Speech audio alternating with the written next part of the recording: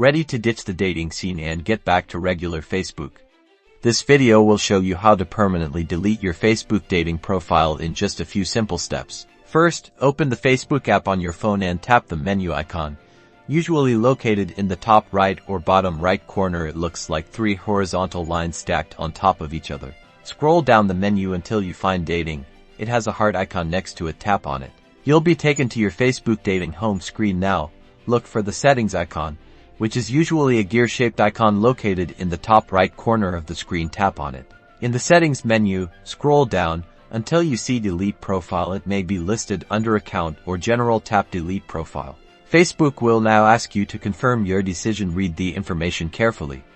This screen will explain that deleting your profile is permanent, and you'll lose all your matches and conversations. If you're sure you want to proceed, tap the delete button. You might need to confirm one last time.